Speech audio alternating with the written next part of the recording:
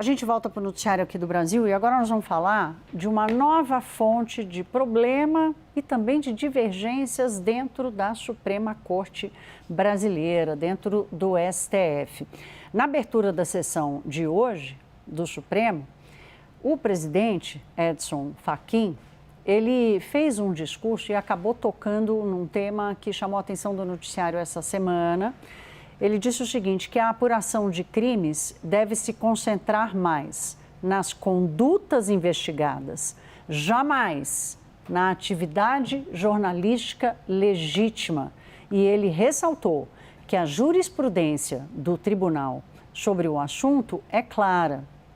Esse comentário chega depois, e chega, claro que em tom de crítica, depois da operação que foi determinada pelo ministro Alexandre de Moraes, que primeiro foi atrás de um jornalista do Maranhão, o Luiz Pablo, que é autor de reportagens com críticas ao ministro Flávio Dino. E depois, através dos celulares e do material apreendido com o jornalista, foi atrás do que teria sido a fonte que alimentou o jornalista a fazer as críticas contra o ministro Flávio Dino. Essa operação do Alexandre de Moraes despertou uma reação fortíssima, não só da imprensa, mas da opinião pública em geral, pelo avanço de uma determinação constitucional de respeito ao sigilo da fonte no jornalismo como uma base,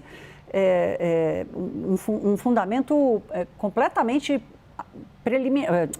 primário de uma democracia, né? Quer dizer, uma democracia não funciona sem uma imprensa livre, sem uma proteção das fontes do jornalismo, especialmente do jornalismo profissional. Então, vamos ouvir essa fala do Flávio Dino, que dá essa estocada na decisão de Alexandre de Moraes. A presidência do Supremo Tribunal Federal, em nome deste tribunal, manifesta solidariedade ao ministro Flávio Dino e reconhece que ameaças à segurança física dos ministros e familiares devem ser apuradas com rigor. O Supremo Tribunal Federal, ao mesmo tempo, como não poderia deixar de ser, reafirma seu compromisso irrenunciável com a Constituição, com o respeito às liberdades fundamentais, sobretudo com a liberdade de imprensa e com o direito fundamental dos jornalistas ao sigilo de fonte. A apuração de eventuais ilícitos deve dirigir-se, e certamente vai dirigir-se, à conduta que constitua objeto da investigação, jamais à atividade jornalística legítima exercida no cumprimento de sua função constitucional. Pois bem, Alexandre de Moraes também falou e ele defendeu a decisão que ele tomou e a operação feita contra esse jornalista e depois contra a fonte. Vamos ouvir Alexandre de Moraes. Esse Supremo Tribunal Federal, como ressaltou o ministro Flávio Dino, defendeu a liberdade de imprensa em período de chumbo da ditadura. Continua defendendo e sempre defenderá a liberdade de imprensa, o livre exercício do jornalismo e todos os seus direitos e garantias, inclusive o sigilo da fonte. Sigilo de fonte, que é uma garantia constitucional consagrada por essa Suprema Corte, mas que nunca se confundiu e nunca e jamais se confundirá com o escudo protetivo para a prática de atividades ilícitas. Sigilo da fonte, que é uma garantia essencial para a defesa da democracia, e não um instrumento oculto para associações criminosas praticarem impunemente diversas infrações penais. Matheus Teixeira já comigo. Matheus, o discurso de Fachin foi exatamente para contradizer o que Alexandre de Moraes acaba de dizer, para dizer, tem indício de crime? Vai no crime. Não vai no exercício do jornalismo, né? Não vai na quebra do sigilo da fonte. Se tem crime, vai investigar o crime. E essa, a gente pode até dizer que foi uma indireta, mas está com cara de ter sido muito mais direta. E o climão aí no STF?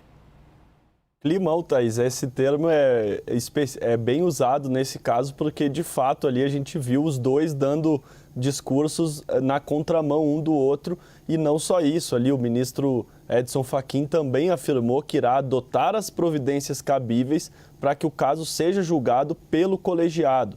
Segundo o ministro, isso não pode ficar, portanto, nas entrelinhas do que a gente depreende do que ele disse, isso não pode ficar numa decisão individual do ministro Alexandre de Moraes e tem que ser submetido ao conjunto do Supremo. E, se tem que ser submetido ao conjunto, é um julgamento público, porque não há julgamento sigiloso colegiado no Supremo. Portanto, ele dá dois recados ali.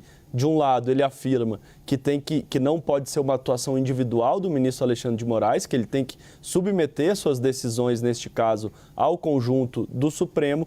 E, de outro lado, ele também afirma que isso não pode ficar sigiloso, porque é a situação agora. O ministro está incomodado com as críticas, acha que são indevidas. Se o processo tivesse público, a gente saberia o que estaria ali dentro e poderia muito mais facilmente fazer uma análise ampla, se de fato havia o risco ao ministro Flávio Dino e que a medida de fato era necessária. Mas com a quantidade de informações que se tem hoje, é impossível não levantar esse tipo de questionamento que a Thaís acaba de fazer. O ministro Edson Fachin falou isso logo na abertura da sessão. Ato contínuo, o ministro Flávio Dino agradeceu, porque ele também prestou ali solidariedade, mas depois o ministro Alexandre de Moraes pede a palavra e também dá o recado dele. Segundo ele, havia ali inúmeros crimes e não só isso. Segundo o ministro Alexandre de Moraes, se for para ser julgado pelo colegiado, deve ser julgado pela primeira turma do Supremo e não pelo plenário da Corte. E a primeira turma do Supremo, ou seja, não é presidida pelo ministro Edson Fachin.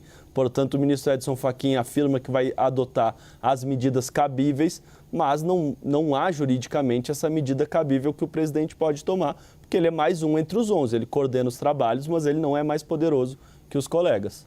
E na turma de Alexandre de Moraes, ele tende a ter a maioria dos votos, né? É uma turma que vota muito junto. De qualquer forma, isso está longe de estar resolvido e é um tema que a gente vai ter que tratar muito, né? Transparência, respeito à Constituição, respeito ao exercício.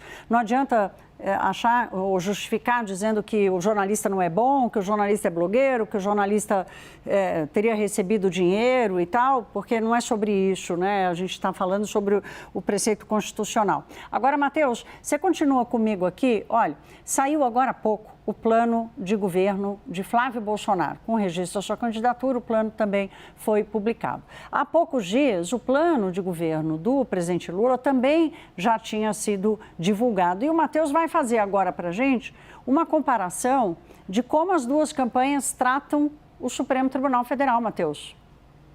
Thaís, o presidente Lula evita o assunto, ele reconhece ali que há uma morosidade do Poder Judiciário, que as decisões demoram a sair, portanto a justiça muitas vezes é feita de maneira tardia, mas ele afirma que isso tem que ser resolvido num pacto entre os poderes e num diálogo institucional com o Poder Judiciário. Ele faz o diagnóstico do problema, mas não aponta a solução. A solução se limita a dizer que depende de uma conversa, de um diálogo institucional. O pré-candidato Flávio Bolsonaro, por sua vez, detalha um pouco mais o que ele quer fazer e como ele vê que como ele acha que deveria ser o trabalho do Supremo Tribunal Federal. E é interessante as propostas dele, interessante da gente analisar. Ele afirma, por exemplo, o julgamento de parlamentares no Supremo Tribunal Federal tem que acabar, o chamado foro privilegiado. Ele não detalha quais seriam as regras para um julgamento ser ou não no Supremo, mas seria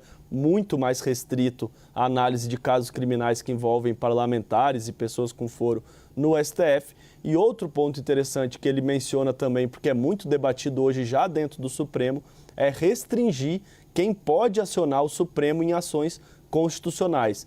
O Congresso aprova uma lei, o presidente edita um decreto. Quem tem capacidade postulatória para ir ao Supremo contestar? Hoje, essa jurisprudência é muito ampla, ou seja, entidades, partidos políticos, independentemente de ter representatividade no Congresso ou não, tem esse poder. Ele quer restringir, também não dá um detalhamento maior, mas ele quer restringir. É interessante porque a jurisprudência do Supremo foi evoluindo. A gente fala muito, por exemplo, do poder que o ministro Gilmar Mendes tem dentro do Supremo, que ele é o decano, mas não é à toa. O Supremo tem o poder do controle de constitucionalidade pela Constituição, mas a lei que regulamenta as ADIs e as ADPFs foi feita na AGU no período do ministro Gilmar Mendes, depois ele vai ao Supremo e ajuda a consolidar a jurisprudência que ele mesmo e muitos ministros já estudam que pode haver sim essa restrição para limitar o acesso ao Supremo e reduzir a sobrecarga processual.